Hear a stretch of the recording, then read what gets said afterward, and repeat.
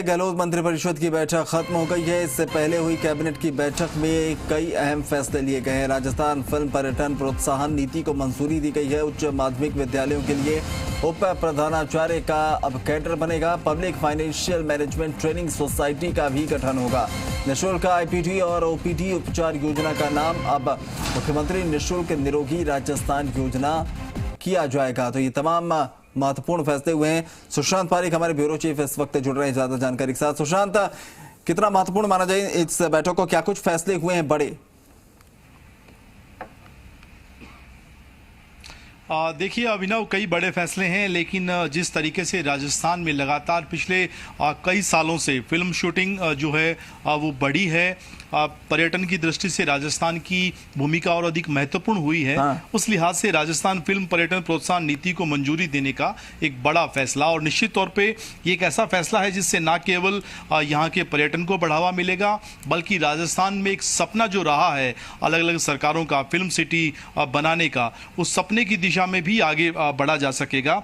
इसके अलावा अगर हम बात करें तो उच्च माध्यमिक विद्यालयों के लिए उप प्रधानाचार्य का एक नया कैडर जो है वो तैयार होगा। इसको कैबिनेट में मंजूरी मिल गई है। Public financial management training society का गठन होगा। ये एक अच्छा कदम और सामाजिक तौर पर, आर्थिक तौर पर समानता के लिए ये कदम बहुत महत्वपूर्ण साबित होने वाला है।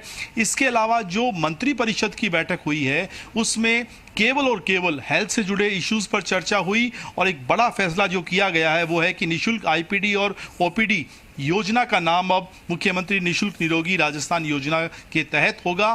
पहले से जो ये स्कीम चल रही है उसी में एक बड़ी भूमिका, और पूरे राजस्थान में कैसे हेल्थ सिस्टम को बेहतर किया जाए, निरोगी राजस्थान जो अभियान है सरकार का, अशोक गहलोत का, उसको कैसे और तेज किया जाए, कैसे निःशुल्क दवा का, निःशुल्क जांच का दायरा और अधिक जो है बढ़ाया जाए, और किस तरीके से मुख्यमंत्री चिरंजीवी योजना जैसी महत्वाकांक्षी योजना का लाभ लोगों को मिले। इन तमाम मसलों पर चर्चा हुई, मंत्रियों ने सुझाव दिए, और सीएम ने सभी मंत्रियों से कहा है कि आप अपने क्षेत्रों में जब भी दौरे पर जाएं, हेल्थ से जुड़े हुए सिस्टम को बेहतर बनाने के लिए काम करें, लोगों को बताएं कि किस तरीके से सरकार क्या कदम उठा रही है, और लोगों से सुझाव भी लें ताकि सरकार आने वाले दिनों में और बेहतर कदम जो है उठा सके।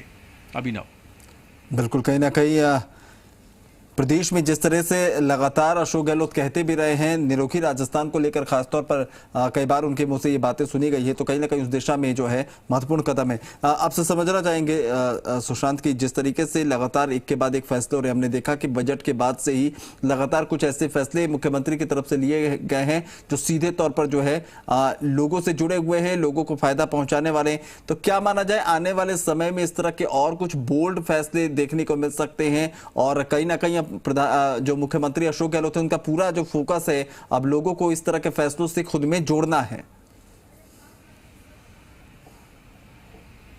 हाँ बिल्कुल अभिनव, आपने सही कहा। कोरोना काल एक बड़ी चुनौती थी, लेकिन इस आपदा को सरकार ने अवसर के तौर पर लिया।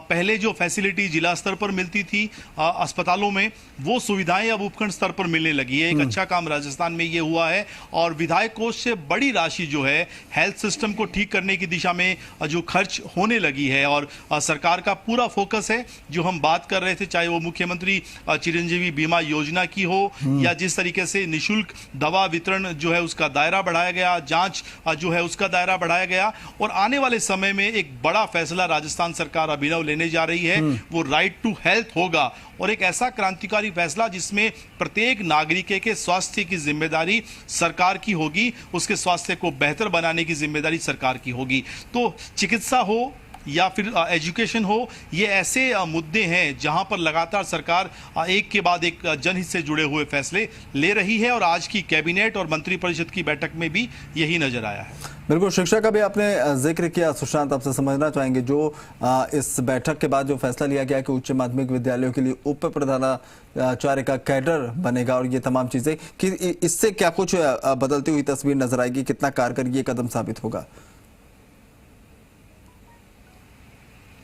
देखिए, जो बदलाव हुआ है, जो संशोधन किया गया है, जिसका अनुमोदन हुआ है, उसके बाद हम बात करें तो सरकारी जो स्कूल हैं, उच्च माध्यमिक विद्यालय हैं, वहां पर शैक्षिक जो कार्य हैं उनका संचालन बेहतर हो सकेगा और उप प्रधानाचार्य के पद का कैडर अब स्थापित किया जा सकेगा। इससे पहले प्रिंसिपल प्राचार्य का पद होता था, लेकिन एक तरीके से डिप्टी का पद जब होगा तो वहां पे व्यवस्थाएं और बेहतर हो सकेगी और इस पर आज कैबिनेट की बैठक में जो है अभिनव मोहर लगा दी गई। ठीक है, बहुत बहुत शुक्रिया सुशांत तमाम जानकारी हम तक पहुंचाने के लिए।